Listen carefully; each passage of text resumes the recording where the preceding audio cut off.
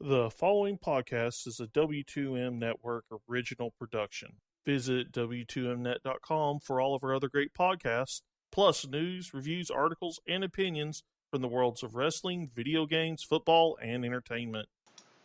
Hello and welcome to another Soccer to the Max weekend edition. And we have some nice things to talk about here. Of course, Rachel was at the United States and Nicaragua game, so she gets, as we talk about Gold Cup, she gets to give you a live view of how that was. And, of course, we'll talk about the 8 teams that made the knockout round, if we want to make any change in predictions, since some of the games didn't wind up like we thought they would originally.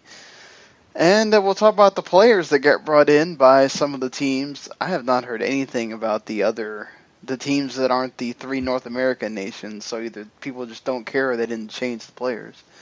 And, yeah, we'll have a little bit of MLS. I didn't talk to Rachel about this, so obviously NWSL played games. So, did you get to see anything while you were away? Or I got to catch some highlights in between getting robbed of a hotel room and partying with some people from Panama. Hey, party. You got to party, not in your hotel, though. So, sad. They were fun. And, of course, Mr. Eric Watkins is here as well. I have a different attitude and memories about hotel parties, but those are stories for another day. In the meantime, Mexico did everybody in CONCACAF a favor. Yeah, and then we also get to upset Eric a little bit by talking about Nashville and MLS again. We're already on thin ice, Don. We're already going with this. By the way, the Miami and Cincinnati U.S. Open Cup game got rescheduled for August 2nd. So, gonna have to wait a while for that. Okay, wow, right before the scheduled semifinals. Okay, then. Well, I mean, that's how it goes sometimes when the weather does not comply. But all right, so, the big deal, of course, this is like an hour or so after Mexico defeated Curacao in a game that was much harder. I imagine if Curacao actually had a shot at getting into the quarterfinals at that point, how much even crazier that game could have gotten. But Mexico winds up winning comfortably at the end, 2-0 to win Group C, and El Salvador almost had a shot at getting second, but the penalty kick allowed Jamaica to tie it up. They wind up runner-up, and then El Salvador gets in as a best third. They join Honduras, who gets in as a best third, thanks to Florent Malouda deciding that he is more important than his country. So, and his country deciding they wanted to do a political move on CONCACAF and France. I don't know. We talked about it a little bit, Eric, but Rachel wasn't here. What did you think about that whole mess, Rachel, with Malouda and French Guiana and all that stuff with FIFA? That's like saying, hey, do you remember all those German Americans that Jurgen Klinsmann brought in? Let's have them play for Germany. Like, that's just, it's just dumb. Like, I don't understand how they thought either A, they could get away with it, or B, that they were just like, hey, let's do this. I get it's the Gold Cup, it's not the biggest tournament, but I think for that country, I think the Gold Cup is the biggest tournament. Yeah, because they can't at all qualify for the World Cup because they are a department of France, very much like the other, Martinique is also a department of France. They really can't qualify for the World Cup either, so it's just, Eric, I saw a lot of talk on that post-game show by Rob Stone and a few other people of maybe they need to change the rules and not have FIFA regulations so you can do this. I mean, I don't know, that doesn't make sense. No, it actually does. And God bless El Presidente Fernando Fiore for making a point that I should have made on the midweek edition and I can make now. If you're saying this tournament is under FIFA rules, I get that. But if you look at the setup of this tournament, no, it isn't. Under FIFA rules, your last group matches should be played simultaneously. You can still keep the barnstorming element alive and pull that off. You opted not to. And how are you going to do this when you expand the tournament in 2019 to 16 teams?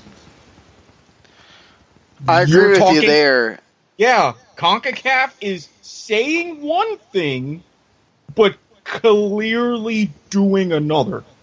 While I agree this is a bad look for everyone, Maluda, French Guiana, and CONCACAF, for how this went down, this cluster was brewing for a long time.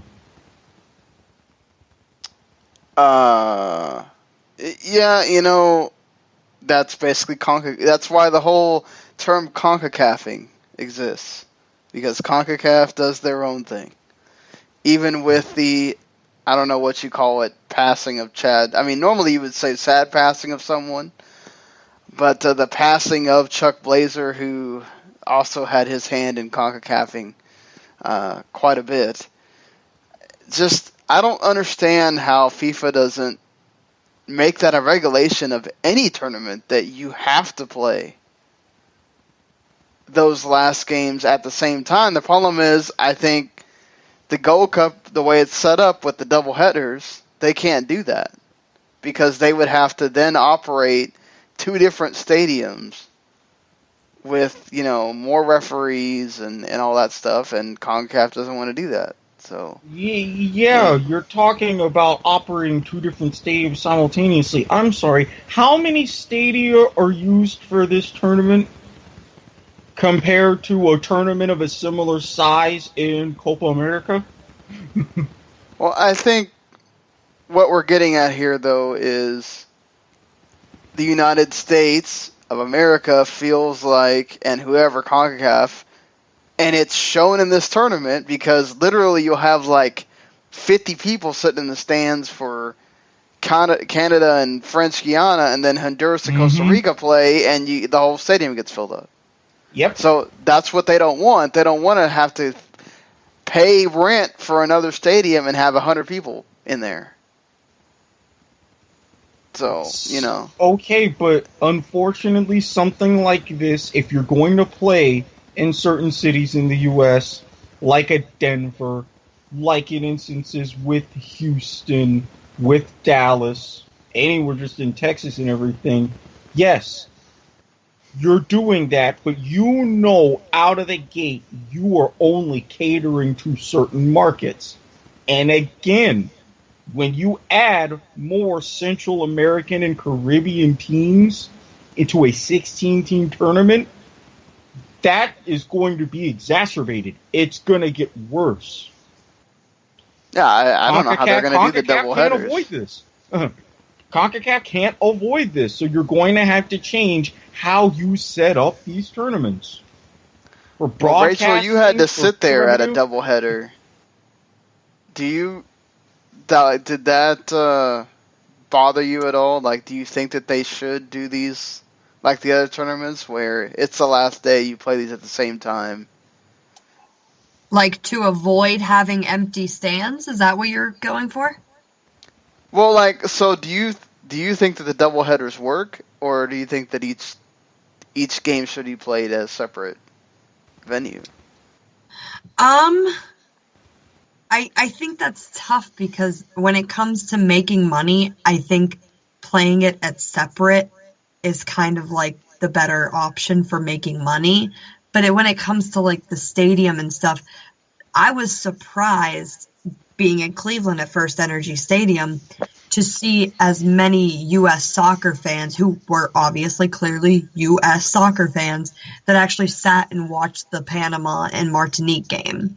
It wasn't just people from Panama and people from Martinique, which I should add, Martinique, you got to get more people going because that whole stadium, it was filled with little patches of people from Panama. But, like, they're just, I guess for the tournament's sake, I don't know. I mean, money-wise, you go the one way. Trying to fill up the seats, you go the other way. Well, but I mean, that's one of the inherent problems. Martinique is tiny. French Guiana is tiny. Curacao, 158,000 people in the entire country. Tiny, tiny, tiny. When you have teams that make it, they can only bring a contingent of so many fans. Mm-hmm. Yeah. I mean, most of the time they're barely making it to get to the tournament anyway. Exactly. So of course it's going to be a friends and family atmosphere as it was once described. Yeah, I mean, it obviously depends on where you're playing as well. Certain states have more Caribbean, Central American people in them than others.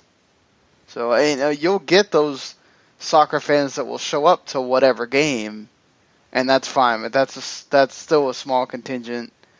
Mm-hmm. After that, you're getting the, like Erik said, the friends and family kind of thing. So, in 2 years when this is 16 teams, that's more stadiums you got to fill now. It's a whole other group you got to deal with. Well, we'll see how this goes. But I think overall, this tournament has been kind of up and down. Nobody's really looked great. Kind of makes you feel like maybe a CONCACAF League of Nations wouldn't be that bad. Not whatsoever. Not so much in... Let's face it, and I know we'll talk about this later on with the Mexican club teams and their new situation and what they're trying to do with how CONCACAF is revitalizing and revamping the CONCACAF Champions Cup. I will still never recognize it as a league in this format, but yes, it's a hindrance for your big two, U.S., Mexico. I get that, but for a Canada on the rise and developing, a Curacao, which surprisingly, when I saw they were ranked 68th, that was kind of impressive, even before their showing against Mexico tonight. All these other nations that are seen in the global world as minnows, and even as CONCACAF as kind of middlings, this is going to help them. And if this helps them, look what this does for your confederation as a whole. Yeah. I think that thing is going to work itself out.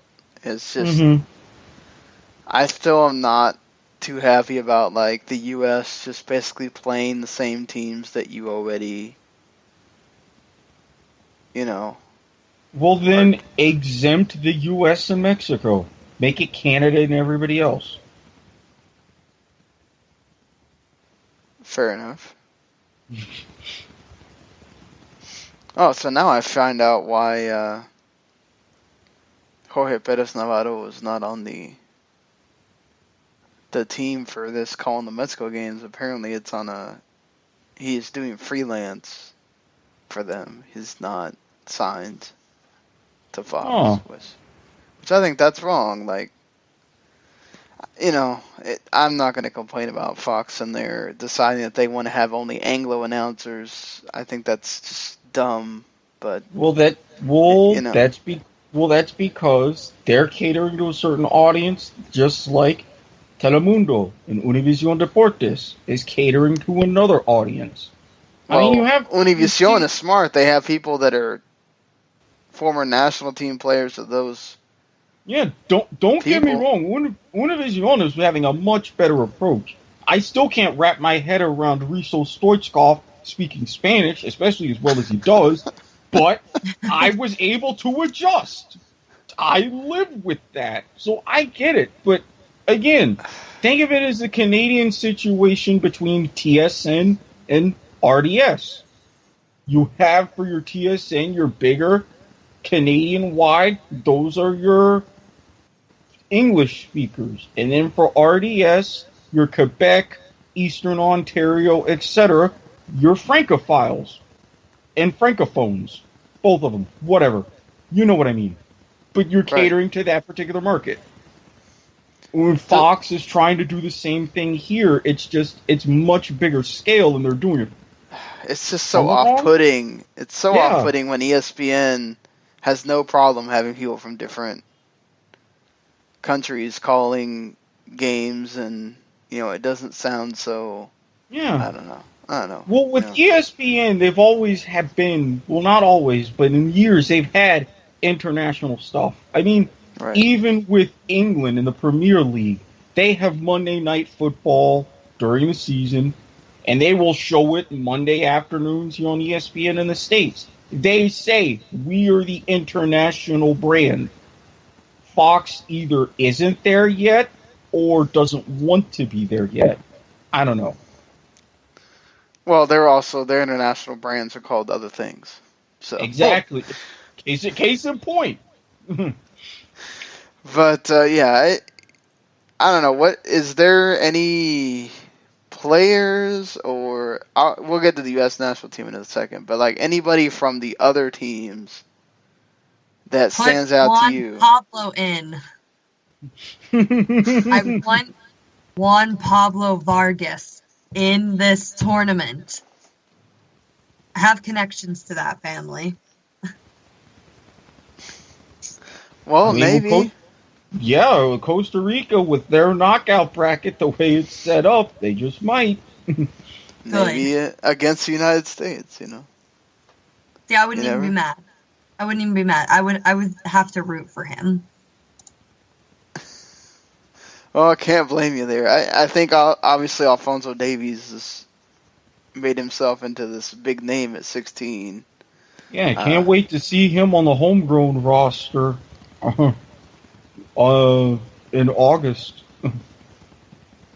Yeah, that's going to be fun to get to see all those. Heck, the homegrown players might do better than the actual All-Stars.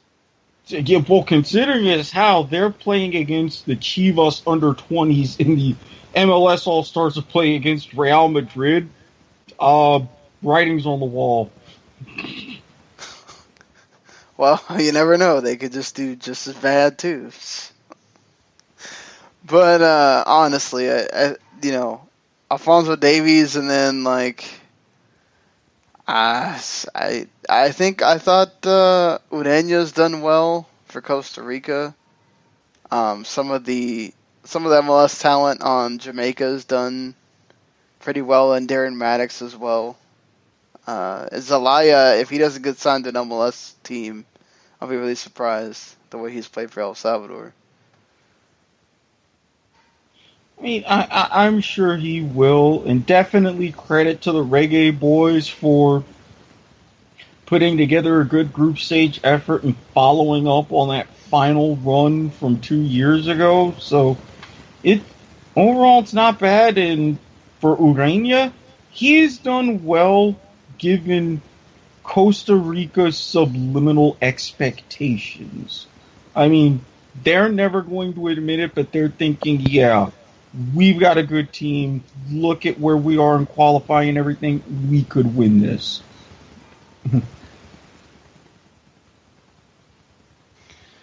Yeah, fair enough. I think we should just go ahead and get into this. The U.S. men's national team group stage performance. I know you guys were calling for heads to roll after Martinique, but they got the result they needed against Nicaragua. You were there, Rachel. I mean, anybody stand out to you? Honestly, I'm going to keep saying his name, Jorge Villafaña. I think he is exactly what the U.S. men's national team needs at left back, because they've had DeMarcus Beasley over the years. Now he's getting a little bit older. And while, yes, Fabian Johnson can play literally every position on the field, and I would not doubt that he could also play goalkeeper. I don't want to see that happen, but, I think him moving up to the midfield and having Jorge Villafana at the back, it's just picture perfect. But, of course, Bruce left Fabian back in Germany. But anyway, Jorge Villafana has just been so good since he came into the national team in January. He's impressed me. I was waiting for Matt Miazga to knock on the door, and I was really happy when he got that goal because that was only his third appearance for the national team too. Like, remember that. I mean, I'm glad that he's not one of the switches that our buddy Bruce decided to make, because I still feel like he has more to show. Not more to prove, because I don't know if he needs to prove anything yet. 3 caps, you're still kind of learning. But I think he has a lot more to show. Erik, who do you think? Well, not just Villafana. I think someone who really stood out to me, and I'm kind of sad that he is being switched out, while I do understand, I gotta give credit to Dom Dwyer. I mean, as much as I bash one-striker formations, I thought, especially early in the tournament, he did very well. Now, granted, I think he makes that penalty against Nicaragua. Yeah, he might stick around, but unfortunately it is what it is on that situation. But it's always good to have another capable option going forward, just in case something happens and you do need him in a pinch in a World Cup qualifying match. I think Joe Corona, too, because if you would have told me before that match started that the first goal would have been scored by Joe Corona, I would have been like, no, there's no way. So I was really surprised with him in the match. And I don't think he needs to be a number 10, though. No. I agree. No. That's not the spot for him. If you want him somewhere else, that's fine, but he's not a number 10. In fact, I think Rowe was actually pretty good on the wing for that not being what he does at New England. I wish we could have seen him in that spot instead, because I feel like he would have been better suited. Because he cuts inside anyway. He's not that fast.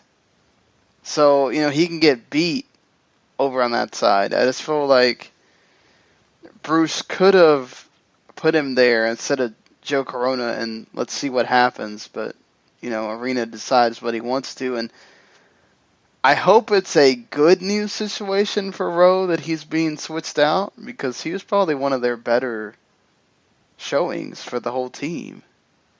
So, that one I kind of didn't understand, because it's not like he brought in anybody that you're going, all right, this guy's playing in his spot. Sacrificial lambs. Yeah, at least Bedoya has the excuse, because he was another great one as well for this. And I'm with you on why the heck is Kellen Rowe being subbed out. And another thing, too, and I know we'll get into the subs, too. Why the heck is Juan Agudelo staying over Tom Dwyer? Like, that's a good question. Blows my freaking mind. Or why is Paul Areola staying over Kellen Rowe? Or why is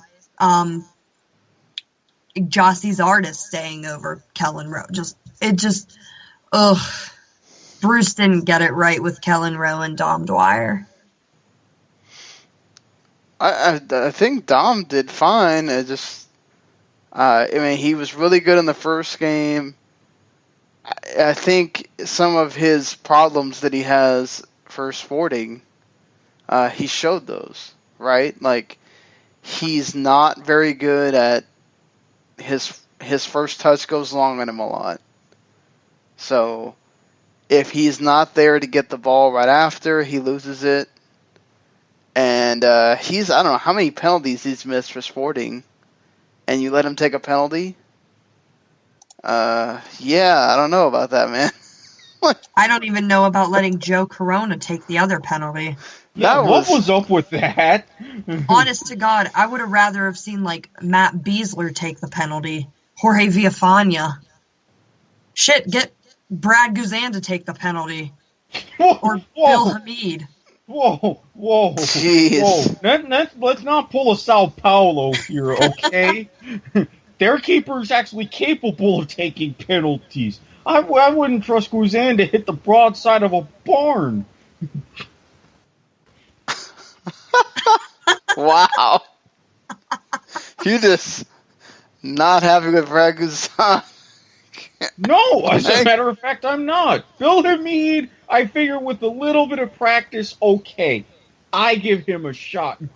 No. Jeez, just...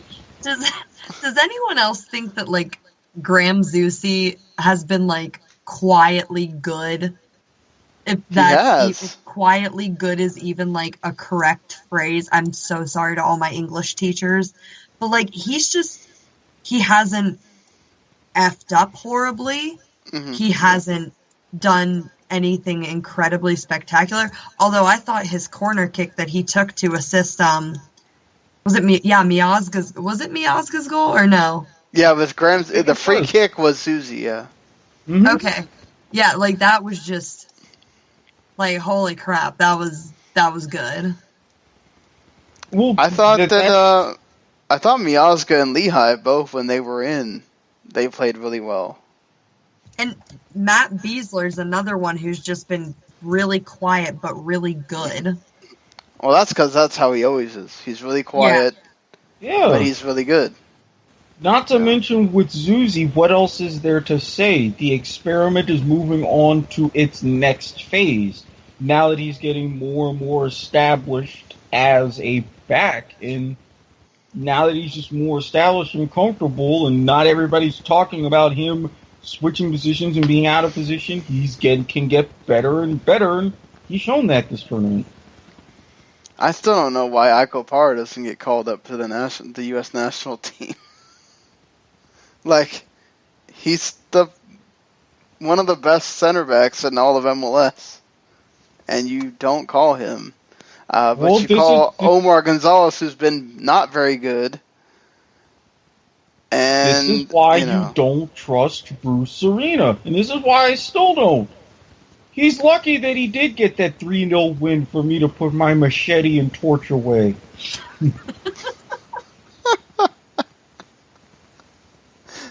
I don't know. I'm still really upset at Matt Hedges having a terrible game against Martinique, but I did say that he does that. He just has those bonehead moments, and he had a whole bonehead game instead. And I think people are being mean to Dax McCarty. I thought he was much better in the Nicaragua game. Because he's by himself. And he was getting tossed around like a friggin' rag. Like, poor guy was getting beat on every 2 seconds. I thought he did a great job for the circumstances. Yeah, I mean, I just think sometimes when he's in the 2 system, like with Acosta, it takes a little bit of adjustment. But when he's there by himself, he knows immediately what he's supposed to be doing, and less of a cumbersome thing for him. And I still think Agudelo was probably the one that showed the most here. Morris got the goals and everything, but he still has a lot of learning to do as far as where he needs to be, having the awareness of making that run that he needs to make, so he's a force. Not so much. He's great when he gets the ball, and then he just has to slot it in there, which is fine, but, That was definitely, like, a big deal, though, for Jordan Morris to get those goals, because he hasn't even been that good for the Sounders this year. Like, I think he has 1 goal in the whole season, maybe 2. Like, it just, he needed that. Yeah, you can't disagree there. No, and I think he's in a place to where, especially this season for the Sounders, he's been in Dempsey's shadow. And I'm glad that he was able to get this Gold Cup experience to be in a place to where he's not playing in anybody else's shadow, to where he knows he can be one of the main guys up front and play like it. Well, speaking of being in someone's shadow, he's going to be in Clint Dempsey's shadow again, because Clint Dempsey is one of the guys called into the Gold Cup roster, veteran heavy here, as Tim Howard, Michael Bradley, Josie Altidore, and young Darlington Nagbe called into the squad along with Jesse Gonzalez, who will not play but will at least get an opportunity to understand what it's like to be in a team for the knockout rounds. And you hope they go past El Salvador there in the quarterfinal. But what do you think about this? You guys were talking about, this is too heavy an MLS roster. You get more MLS guys in here. But it's the veterans. But they're good MLS guys. That's why I can't necessarily complain. I am not 100% in favor, but again, no nails, no knee pads. You're right in the middle, Bruce. Right in the middle. Well, he called the expected guys, right? He called the guys that we knew he was going to call. Yeah. Mm-hmm. I mean, now you know you're going to get it up to Josie. He's going to score. Now you get it up to Dempsey. He could break that record finally. Bradley, he's going to do his thing. So Nagbe now adds that pace on the wing that you direly needed. So more than ever. Especially if we wind up going up against Costa Rica in the semis. Oh, man.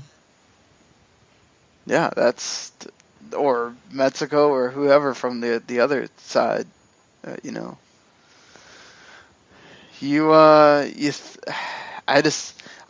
like this group.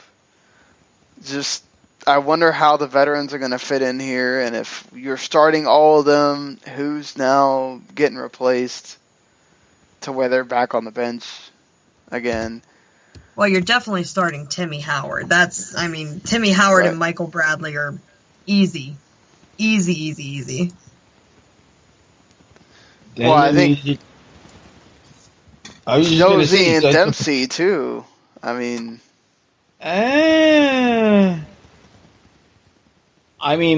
would, but I wouldn't be surprised if it's Dempsey and Morris up top. It shouldn't be, but it wouldn't surprise me. I was going to say it wouldn't surprise me if it was Josie and Morris. Yeah, or even Josie and Agudelo. I could see that as well. Please. No, let's not go crazy here, Sean. Why not? Let's take a step back. No. Something like that, it's with Agadello's style, no. Josie would probably get to the point where he would take the ball away from him on purpose. Just thought I'd throw that out there. No defenders, though, so obviously I guess Bruce feels okay with the guys he's got. I hope that means that Miazga at least earned himself a starting spot in one of those two. I'd guess you'd pair him with Beasler, Biafania on the left, and Susie will probably keep his spot, but I still think Lehigh did pretty dang well for himself, where you could make the case, but Susie hasn't done anything to merit him losing that spot either. Yeah, I was gonna say Lehigh has been good, but who are you gonna bench? Viafania and Zusi? I don't think so. Yeah, I know people want Jesse Gonzalez in there, but there's no way they're not starting Tim Howard. They're not bringing him just to sit there. If Gonzalez was going to be in for a start, it would have been in the group stage. Well, he couldn't in the group stage. I know, but that's what I'm saying. He would have had to have been called in Instead of him being one of the 6 changes, he would have had to been in from the start of the tournament and be in the group stage. But we all know how Bruce is with keepers that aren't Tim Howard, so we can only imagine how he is with the keeper that is Tim Howard. I didn't think Guzan was bad. He played pretty well. Yes, but at the same time, my argument from Thursday still stands. If you're going to have a mentality like you're introducing and you have 3 keepers, play 3 keepers. I just don't think Sean Johnson's good enough. Well, at least find out and do something. I mean, you screwed around and nearly got a draw with Martinique anyways. If you're going to roll the pragmatic dice, make it a D20 instead of a D6. Fair enough. Rachel, what's going on with NWSL? A whole lot of bland. This week was bland. Last weekend was like all the action with the 2 red cards, the Shea Groom red card, which I still am angry about, and the Carly Lloyd red card, which get real people, that's a red card. This week was just kind of like I said, it was just kind of bland. Sky Blue, Chicago, they both drew 2-2. Sam Kerr finally gets a look at by the Australian women's national team. She was just called up to the Tournament of Nations roster. So kudos to Sam Kerr, who has been a monster this whole season. And I think now she has surpassed Rapinoe for leading the league in goals. I believe so. Portland and North Carolina. Portland at home, they beat North Carolina 1-0. And can't really say I was too shocked by that. Nadia Nadim is in Europe for the Women's Euro right now. But Haley Rasso took the reins and she scored. I think the only real big game was Orlando and Kansas City. And that was because Orlando just demolished Kansas City 4-0. Hey. And 4-1, I meant to say. But still, it deserves a yay. Surprisingly, 4 goals scored by 4 different players. One of them wasn't even Marta. Alana Kennedy, Alex Morgan, Tony Presley, and Kristen Edmonds. The Houston Dash had to be without Carly Lloyd this weekend because of said red card. That, again, fans, come on. Yeah, come on. The Brazilians scored for the Dash, Poliana and Andressa. Washington had their goal scored by Estelle Johnson. And in Seattle, the Breakers surprisingly drew with the Reign 1-1, and I believe that was Laura Harvey's 100th match coaching for the Reign. Oh, wow. Impressive. And I think she's the most winningest coach in NWSL right now, if I read that correctly. Ah, there you go. Impressive tally there. And I should mention that Women's Euro did start on Sunday. And it had some NWSL players in it, so this tournament will be going on throughout. I mean, we aren't watching this particularly, but hey, if there's an NWSL player that plays well, we'll get to talk about it at least. So I think it was, like you said, Nadia Nadim was on for day 1, and a few other ones. So good to see some NWSL representation there. Hopefully Germany doesn't win for like a 7th time in a row. Because I'm not betting against them. It's got to be somebody. Come on, somebody. Hashtag die Fraulein Mannschaft. Need I say more? Germany's just going to win everything. God. Team Russia, guys, give us a chance. I mean, we are in the group of death, so I can't really say much there. Fair feel bad for Russia. Probably shouldn't say that too loudly because somebody will. We can't get a break. Yeah, somebody's gonna tap my phone line because I just said I feel bad for Russia. But Relax, just blame me. They're like, hey, wait a minute, this guy on communications, yeah, we need to keep an eye on him anyways. Just incidental collection, as they call it. You'll be fine. right. It's not like you're out there saying, hey, maybe they snuck some sort of polonium in some form to the tournament. You didn't say that. I did not. We don't know what Putin is deciding to do at this point. I wonder if he gave them a talk like he did with the men's team. Doubt it.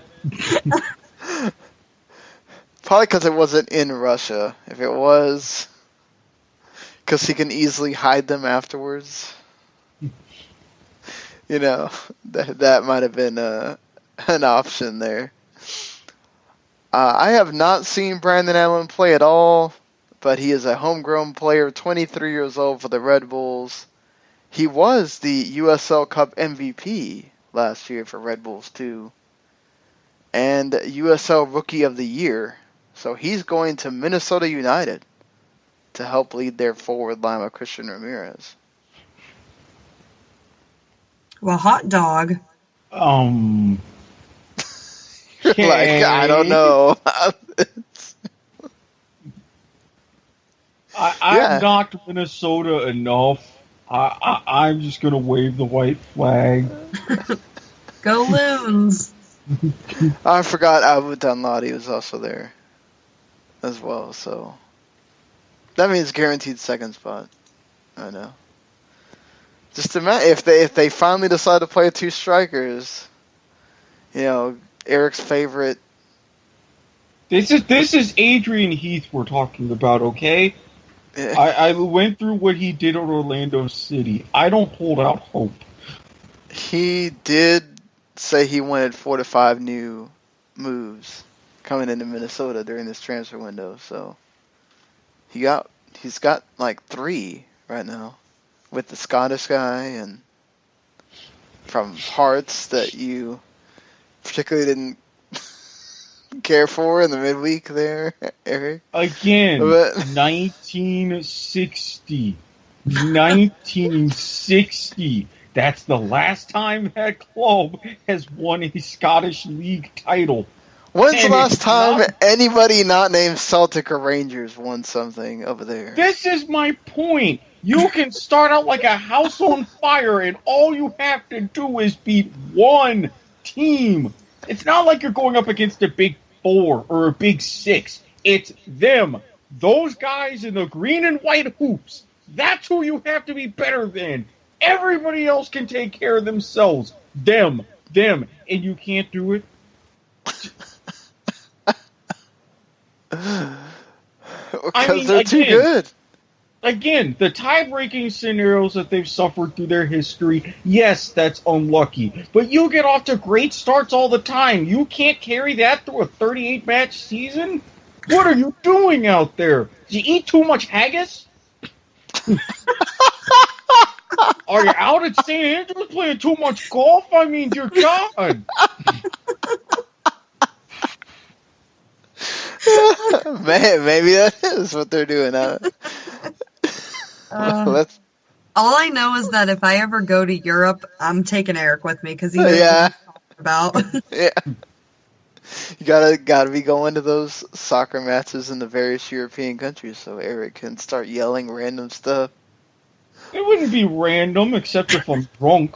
Yeah, no, like the Scottish will be like, man, I thought we were drunk. Look at this guy over here. Like, what the hell is he talking about? If it makes you feel any better, I just kind of started yelling Panama when everyone else did on Saturday. See, I fit right in. Step 1. Yeah, exactly. You had a reason to, so. Now it comes to the time of the program where Eric gets to be even angrier. Because we're going to talk about Nashville. And Dawn. And Dawn. So, of course, MLS had a visit to Nashville before the U.S. played their tournament opener in Nashville, where they played Panama, along with Nicaragua and Martinique. 47,622 attended the doubleheader, and Don Garber had this to say: "There's an incredible energy in Nashville, and there's an empowerment of the millennial market, and there's a creative community along with the strength of the entertainment and music business.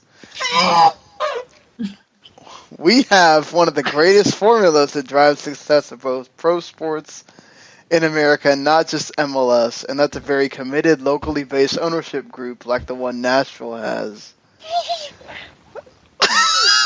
And Nashville is very much like Major League Soccer. It's a city on the rise. There's an incredible energy here. He's gonna explode.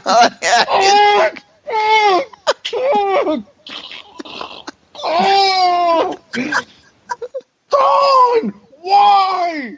No! Bad! Don! God! Wrong! Don!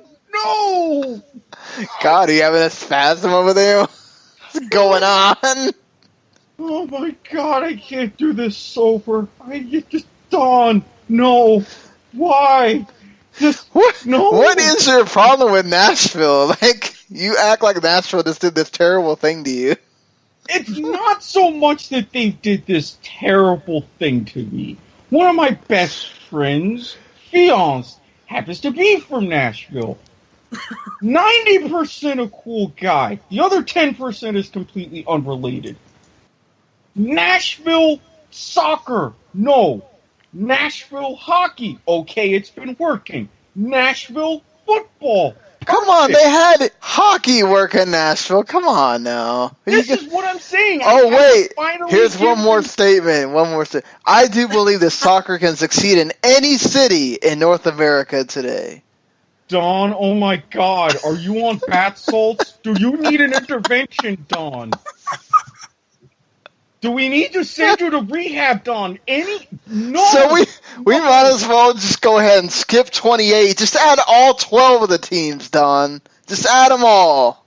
Because they can succeed in any city, according to Don Garber. So yes, let's have a 36-team hyper tournament, Don. They can succeed. Don't give him ideas. Don't give him ideas, please. They can succeed in every city. I am from Pittsburgh, and I'm going to respectfully decline that, Dawn. I'm in Jacksonville, where we have the Armada, Dawn. They play on the campus of my alma mater, Dawn. Not even 4,000 people can show up, Dawn. And we've hosted U.S. matches, Dawn. It won't work, Dawn. Stop it, Dawn. You're getting a little too ahead of yourself now, Dawn. I mean, Fort Lauderdale just showed that they can't do anything, so... Yeah, look at exactly. And Fort Lauderdale has a history going back to the strikers of the NASL in the 70s. Dawn, it failed there.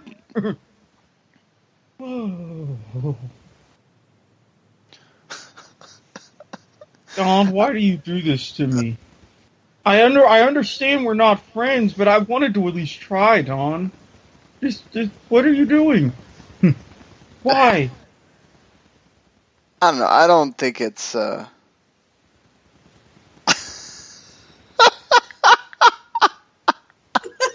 yelling at Dawn. Just read this tweet. This is great. But, so, no, just, like, seriously, you know what? I think he's right about, I think soccer can succeed in a lot of cities, a lot more than, 5 years ago even. But you still got to go through this selection process. And that part of what he's doing is making sure that you have a local ownership group that cares and that really wants the team to succeed and everything. And you're not just getting a bunch of guys in here that they just want to own something, but they don't want to grow it. You mean like the Kraft family? Aren't they one of the originals? Exactly. They get a pass. No. They do everything they can to make sure their dear, sweet, beloved, cheating-ass Patriots get everything they Come on, the Revs have gotten the playoffs how many times now? Like, it's not like they don't do anything. It's not like they're in the cellar every year. Yeah, but they're starting to head towards that way. Hey, Fitzroy's Reserves won a grand final in '89, all right? Yeah, did that stop their big club from eventually merging? No! You can have blips and bloops of success all the time, but when you get that funkin' stench sink in of cellar dwelling, next thing you know, you got a wine down there. Then next thing you know, you're moving in a TV. Next thing you know, you're wiring up for cable. The next thing you know, you're moving a mattress down there. All of a sudden, it's a fully furnished apartment. I don't know. MLS is so up and down every week that the Revs could be right there in playoff contention again. I'm just don't say that anybody's out at this point, because they're not. And also, why? Hold on. When we went back to that, so now they're going to play an Open Cup game on the same day as the MLS All-Star game. Yes, that's great. Dawn. I think for once, Don doesn't have anything to do with that one. No, he doesn't, but I'm going to blame him regardless. God, poor Don. He can't catch a break with Erik. Ever. He always makes some decision that Erik is not happy about. And they are also still visiting Raleigh and Charlotte this week, so... See, I'm happy about those decisions. The Carolinas have proven that they're a team. Yes. See, Don, you're still paying attention to the triangle, as you should, Don. Keep doing things like that, and we will be at least half decent. Fine. Yeah, I mean, so unless there's anything else you want to yell about with Don.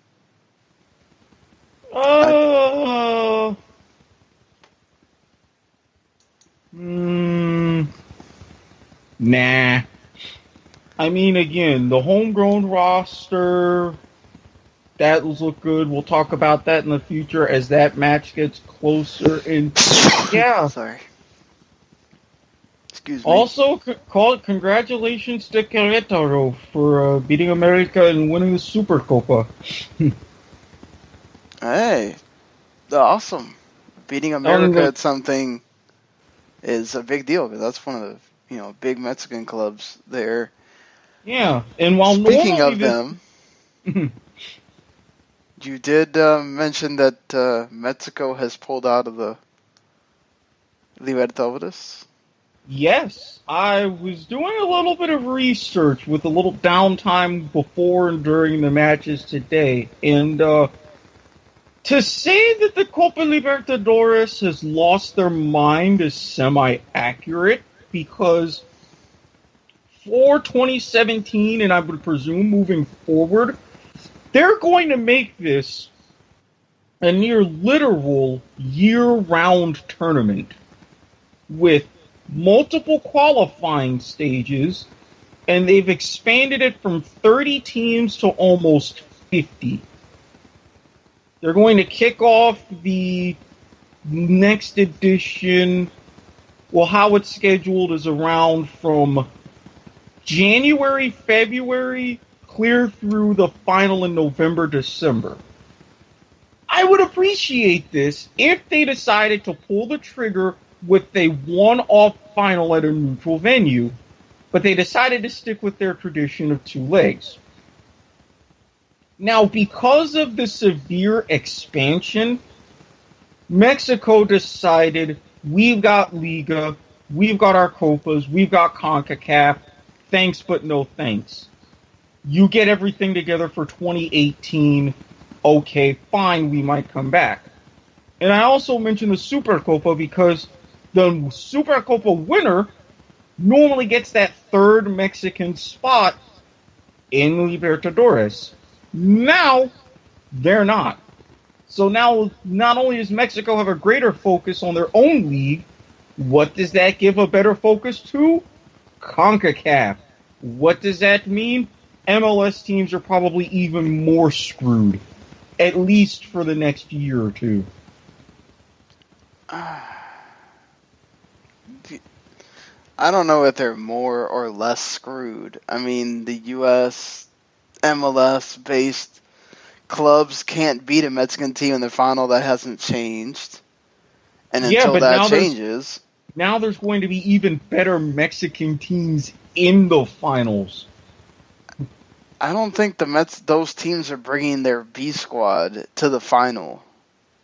Anyway. No, I'm not saying they're not going to bring their B squad to the final. They don't regardless. But the fact that you don't have to deal with that extra fixture congestion of Libertadores, granted, they normally exclude teams from playing in CONCACAF anyways. They give that deference, but now you have an even bigger pool for CONCACAF, knowing that's what every team is shooting for. Now that Libertadores isn't an option, all hell's gonna break loose.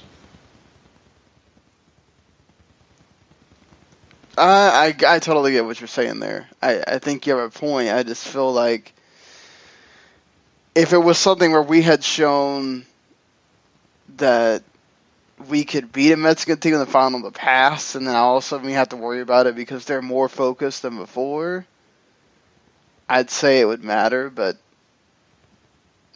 I just don't know. Until an MLS team shows that they're going to win the damn Champions League Cup. It's officially called the League. I don't look. If there ain't no group stage, it ain't a league to me. Call it whatever you want. It's a damn cup. Fair enough. If there isn't it, that doesn't make any sense. You see? They need to change that name again. But I don't know. Like it's. Yeah, I mean, even the Champions League used to be called the Champions Cup, so the UEFA one. Yeah, so it was the European Cup, and then in the early '90s, they're like, "Yeah, we're gonna add a group stage." Boom, UEFA Champions League, problem solved. Cup Winners' Cup, group stage. Boom, UEFA Europa League. But didn't they just take the league format and just make it into a cup, like into a just? It's all knockouts instead of just... Yes. You have the quote-unquote CONCACAF League, where all of your lesser Caribbean and Central American nations have a 16-team knockout cup tournament. Then the winner of that tournament goes into the 16-team quote-unquote Champions League, another knockout cup tournament. And you don't even have MLS and... Yeah, and you don't even have the cojones to make it a one-off final after all of this and reducing the matches. That's stupid. Like, why have a two-legged final? You just play one game. Yes, and believe it or not, you know that, okay, Oceania, mailmen, and a bunch of islanders, so I'm going to exclude you from this. And I don't think you do this anyways, but you realize that UEFA is the only confederation that uses a one-legged final? Asia tried, but they didn't have the chutzpah to stick with it. I guess, but what I'm saying is that, you know... No, and this is why I'm saying I agree. UEFA, in my mind, is the only one that does it right. Like, you couldn't... Mexico basically gets there every year. You could do it in almost in various places in the United States, and that place would fill. Exactly. With the America fans or the Chivas fans or whatever, you know. You're having a double header of the Campeón de Campeones and the Supercopa, both at StubHub Center. Nobody's saying boo. Well, that's because there's a huge Mexican contingent over there in Los Angeles, I mean. And this is my point. Nobody's saying boo because of that contingent, and look at the crowds. You don't think that if you put this in a Frisco or LA or some of these places that you couldn't just as easily sell out one match? Especially with all the pomp and circumstance you could throw in beforehand? What is your take on this, Rachel? Do you need to have a one-legged, or it's just one final, or are you cool with two legs for a final? I mean, honestly, I think I'm with Erik. I mean, the whole thing's very confusing and just, first off, change the tournament name. It's a cup. It's not even a league. It's a cup. So, I don't know. I guess we'll go one leg. All right. I don't have a problem with I have a problem with the two legs for the final because it's a final. Mm-hmm. Why do you need to play two games? Exactly. Mm-hmm. And you would think Copa Libertadores, of all tournaments that use a two-legged final, would have finally wised up. But they're like, no. I think with Libertadores, it's a little bit different, though, because you run into the ultra fans and all that stuff. And you don't run into the ultra fans regardless? I know, but I'm just trying to say that if you hold it in one neutral site, you just run into a problem possibly down there. I think with the United States, the way we have our security, all that stuff, you don't really have to worry about that for a Champions League or the Cup or whatever. But,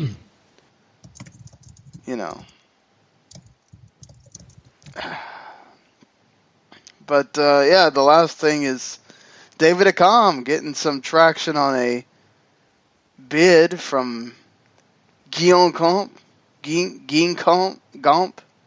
I'm sorry if I'm butchering that name. From Ligue 1 in France. $3 million. If you're Chicago doesn't get an option in this choice. It's MLS that makes the choice. You let him go for that? I would think that you ask a little bit higher for Accam. I mean, he's not just. Go ahead. Well, I was just saying, not just because he's had a fantastic season, but how is this going to help your league when a great player is going to, yes, a league on side, yes, you're in the European top 5, but no one's really heard of you. That's going to make things a little unknown, sort of a premium. Well, Rachel, you're people need to play in Europe. Where do you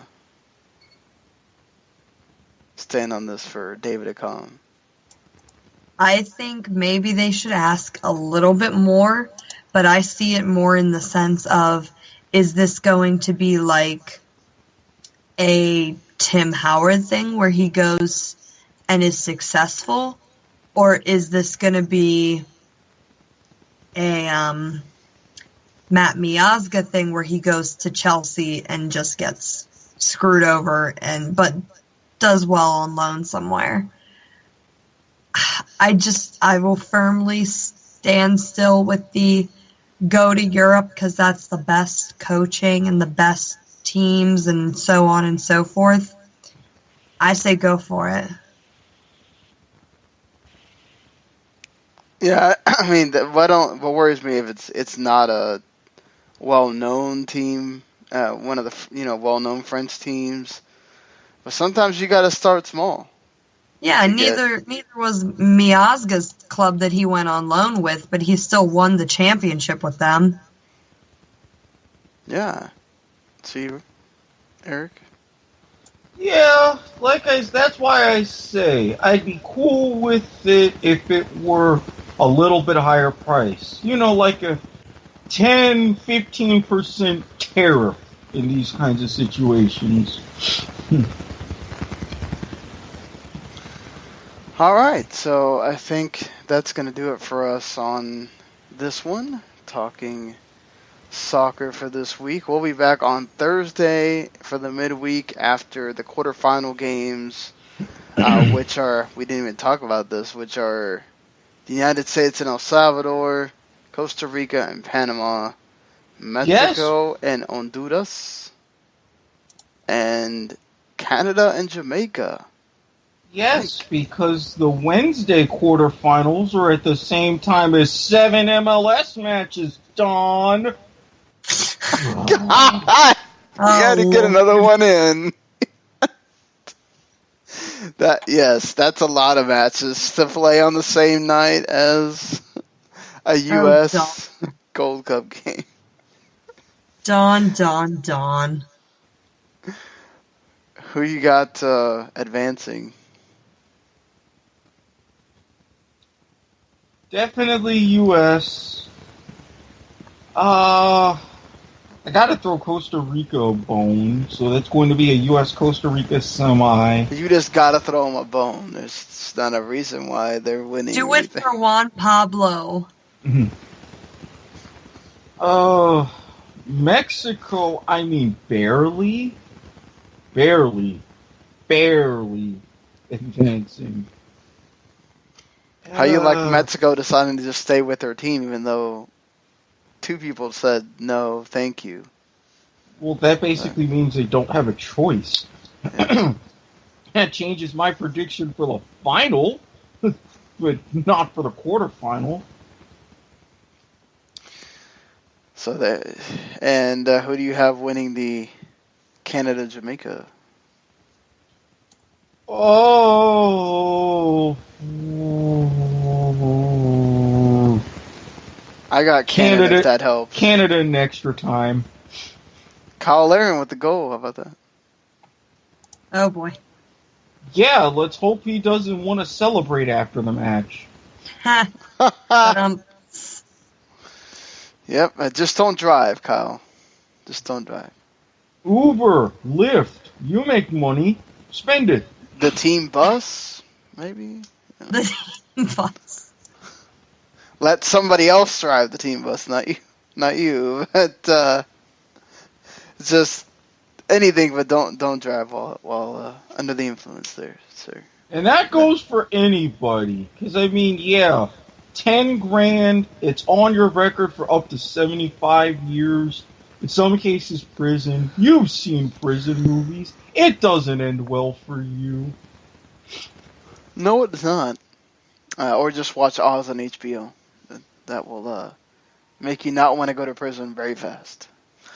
Not Orange is the New Black, where they try to make it like it's some cool thing to go to.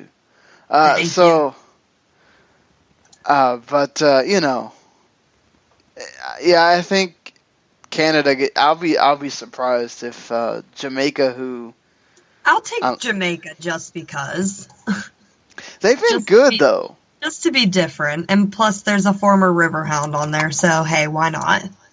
Jamaica have actually been pretty good. They've been well organized, especially defensively. Romario Williams has looked good. Darren Maddox. I've liked that Jamaica team. I just think the way Alphonso Davies has been playing, you add Cyle Larin to that mix, I think that kind of puts them over the top. But I think they win. Costa Rica is going to win their game. Don't sleep on Panama, though. They've been pretty good as well. And if Honduras wakes up and actually can score goals, we could get some really fun games. And, U.S. better be ready. Celaya and Bonilla are not a joke. That is a forward pairing you don't want to mess with. No. Be ready, Matt Beasler, whoever's going to play next to him, and the rest of that back line. Because they got some nifty moves there. But all right, until we are back on Thursday, hopefully you have enjoyed us enough to hit that subscribe button wherever it is you listen to us, whether it's on WTMNet.com, whether it's on YouTube, whether it's on iTunes, Stitcher, wherever. You just go find Soccer to the Match. You can hit that subscribe button, or you can subscribe to the entire W2M Network, where you can hear Erik talk about random things on Point Dawn. of Viewer. You can hear him talk about Dawn, maybe, even though he usually reserves that for here. No. No. He stays out of that room. Unless he does something that's real. Yeah.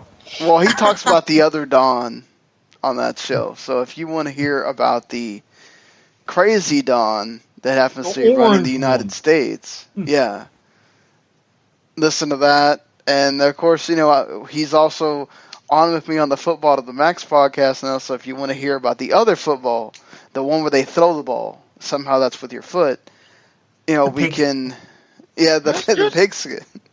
Just use the 4chan nickname, Hand Egg. Done. I like the throw ball name.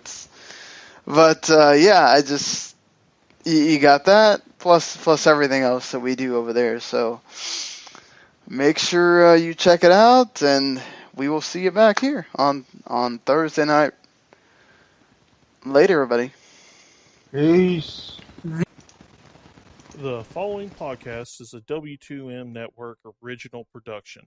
Visit W2Mnet.com for all of our other great podcasts, plus news, reviews, articles, and opinions from the worlds of wrestling, video games, football, and entertainment.